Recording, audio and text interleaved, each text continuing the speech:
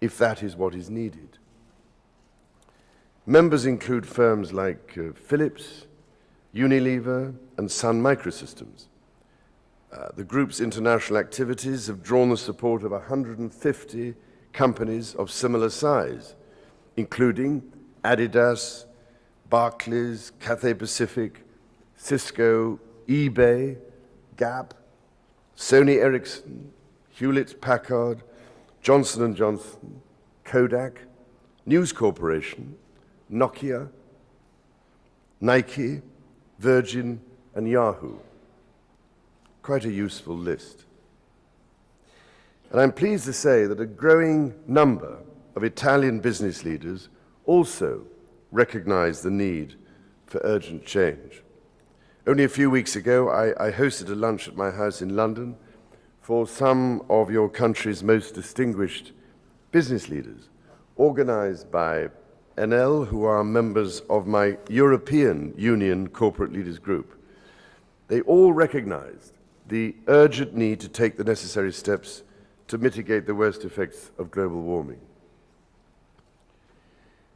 Ladies and gentlemen, these companies have not just gone soft on the science of climate change, but are motivated by hard-headed commercial realities, as well as a moral duty to do what is right.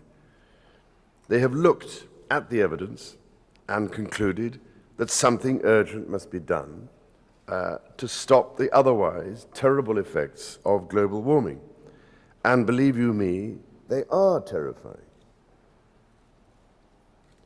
We've all heard that one of the consequences of climate change will be increases in sea level.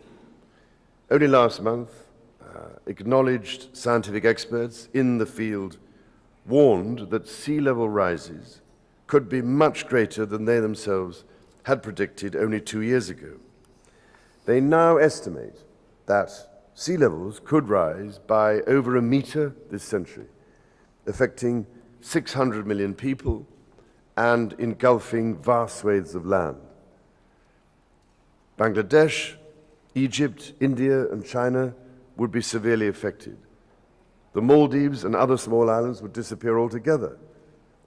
The number of people at risk from flooding each year is predicted to rise from around 5 million at the moment to something in the region of 370 million people by the end of this century.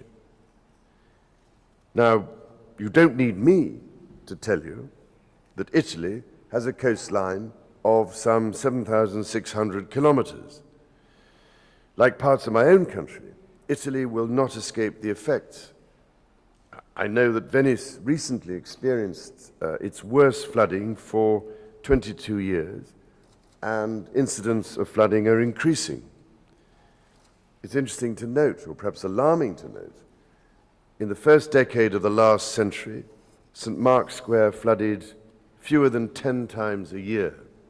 Now, it floods over 60 times a year, more than once a week. So it'd be interesting when we go there tomorrow to see whether it's flooded then or not. Now, it is not only a surfeit of water that is expected to be problematic. In many places, it will also be shortages that cause major problems, with parts of southern Europe, by the end of this century, beginning to resemble the Sahara Desert, as North African conditions become more characteristic through increased temperatures and reduced rainfall. On top of sea level rise and freshwater stress will be the effect of extreme climatic events causing damage to property and affecting farming.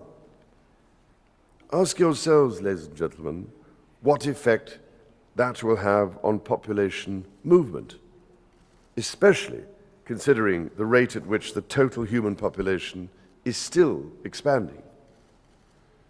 It is estimated that there could be literally hundreds of millions of environmental refugees trying to escape these new, frightening conditions. And where will they go? That is why it is no exaggeration to say that we stand at a significant moment in history. By the end of this year, the world's family of nations must agree a way to halt and indeed reverse the growth of CO2 emissions. If I may say so, Italy has a vital role to play. As president of the G8 group, you are well placed to show global leadership and to help lay the foundations for an historic deal at the crucial climate change talks that will take place in Copenhagen this December. Not only is Italy a leader in the wider international sense, your country has also long been at the center of the European Union. Indeed, it was the Treaty of Rome, signed a short distance from here, which began a new way of conducting international relations and launched a European initiative which has provided peace and security for over half a century. Now, as then, the world looks to Europe for leadership. We need an agreement on climate change which is truly global, which is based on trust and is equitable, and for that we need leadership and vision.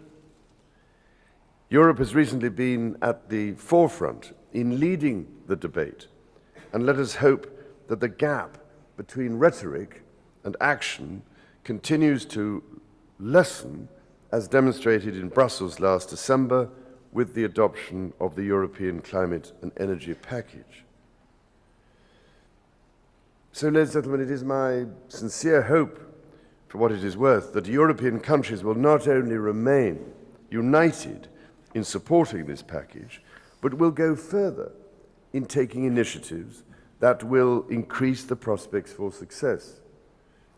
For while there is ever more science telling us of the need for action, what is really needed is inspiring leadership, demonstrating how it is possible to cut emissions of greenhouse gases and to do so in a way that creates jobs, enhances competitiveness, and improves energy security.